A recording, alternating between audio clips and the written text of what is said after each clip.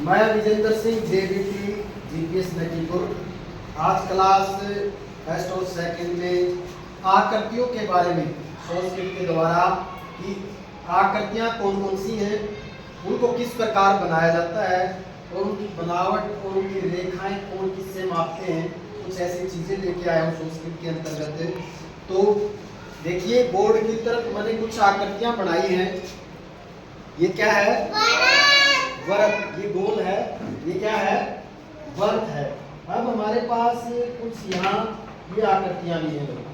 देखिए ये लकड़ी की बनी हुई है। अब इनको देखिए, ये क्या है?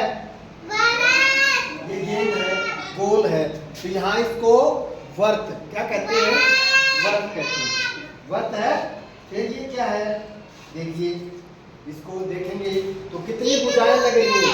आपको कितनी भुजाएं लग रही है? यहाँ इसको लगाया हमने साइड में ए बी सी, 3 भुजाएं। ये क्या है? हमारी त्रिभुज है। क्या है? ये क्या है? ये बताओ क्या है? ये क्या है? ये क्या है?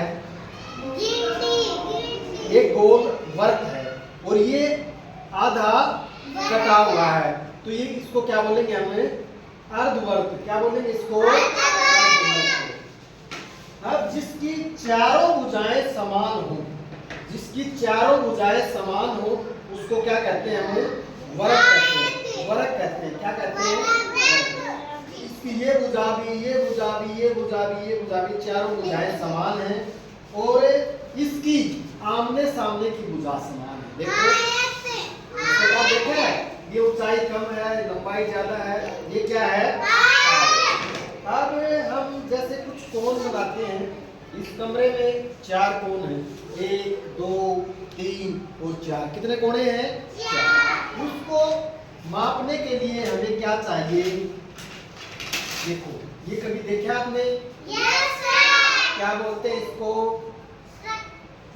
क्या बोलते हैं इसको? ज्यामिति में क्या होता है? इसको डी बोलते हैं हम। और ये कभी देखा है? इसको क्या कहते हैं? प्रकार। क्या कहते हैं? इससे हम आकृतियां बनाने के काम में लेते हैं।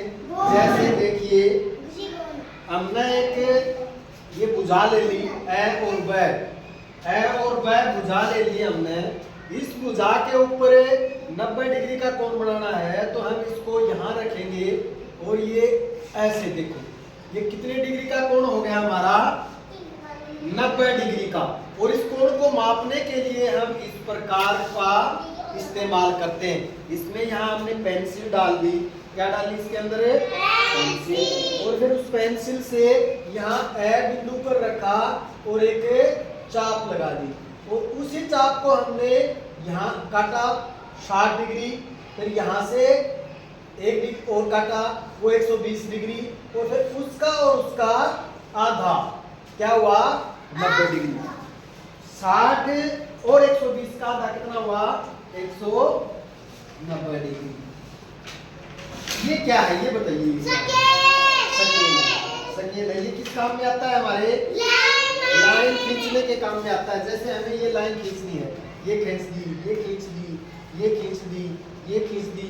ऐसे आयत मापनी है हमें यहाँ।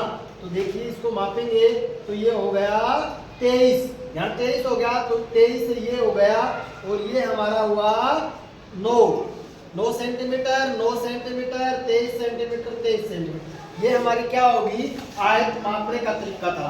वर्ग मापना हो तो वर्ग देखिए हमारा 10 10 10 और 10, चारों भुजाएं 10-10 सेंटीमीटर की हैं। इससे हम वर्ग माप सकते हैं। अब आपको आकृतियों के बारे में समझ में आया? आकृतियां स्केल से लाइन खींचेंगे और इस प्रकार में पेंसिल डाल के या इस डी से, इसमें भी कोण बने हुए हैं 180 डिग्री तक के।